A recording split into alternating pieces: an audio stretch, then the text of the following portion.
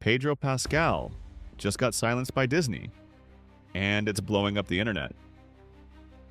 Pedro Pascal just got sidelined by Disney. Not because of bad acting, not because of contract issues, but because of something far messier. Politics, gender controversy, and a fan base that's had enough. This isn't just a publicity blip, it's a full-blown crisis. And it's threatening to derail Fantastic Four before the movie even hits theaters. Let's break down everything they don't want you to know. Why Pedro Pascal? Again? At first it looked like just another big win for Pedro. Reed Richards, the brainy, stretchy leader of Marvel's first family. A legacy role, big budget, massive spotlight.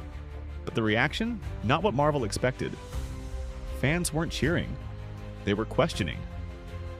Why Pedro again? It's a pattern. From The Mandalorian to The Last of Us, now Fantastic Four, he's everywhere. But instead of applause, the internet started asking, why him? Again?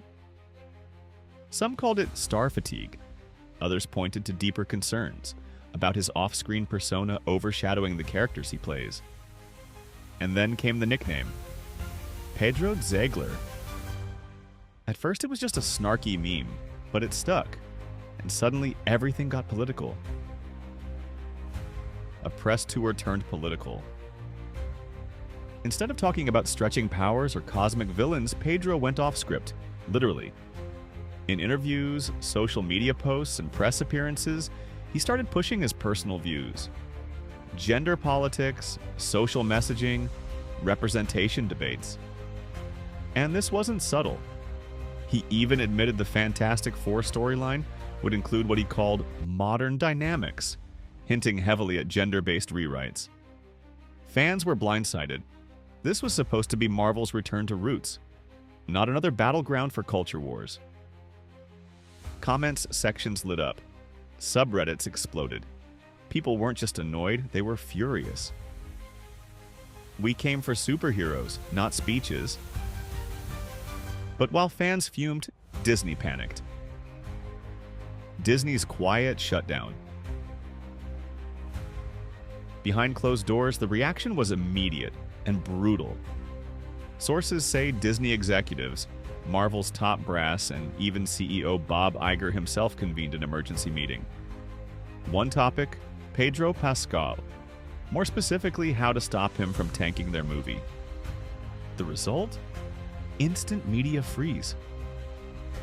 Pedro's TV appearances were canceled. His interview slots vanished. Promo tours trimmed. No big stage moments. No viral interviews. No more headlines, unless they were controlled. Disney had pulled the plug on one of its biggest stars. Why? Because his politics were now the story, not the movie. And here's where it gets chilling. This wasn't the first time Disney used this playbook. The Rachel Zegler echo. Pedro's sudden media muzzle looked eerily familiar. Remember Rachel Zegler?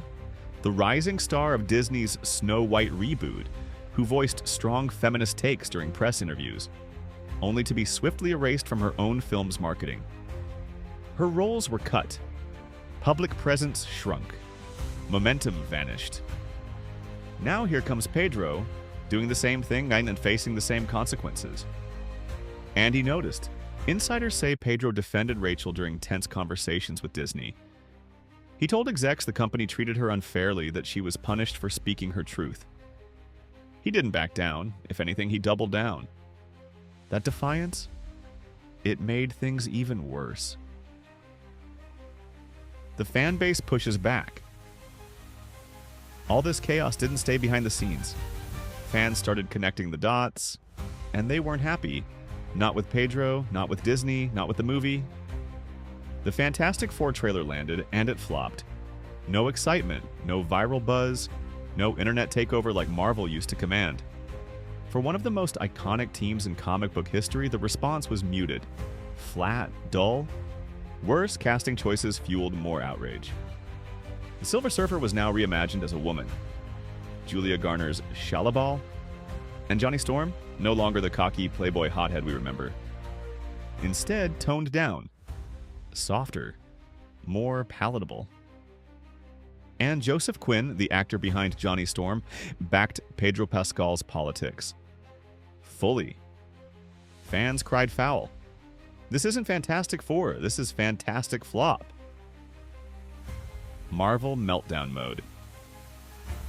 It gets darker. With just weeks before release, Fantastic Four is still being reshot. Edits are being made in real time. Leaks say Kevin Feige, Marvel's mastermind, caved to pressure from Bob Iger and agreed to dial down the film's messaging. Let that sink in. The core storyline, but which leaned into modern issues, is being actively rewritten in post-production to avoid backlash. They're scrambling, slicing, and redoing content to make it more neutral. One source called it a stealth reset. Disney is trying to course correct without admitting they ever took a wrong turn.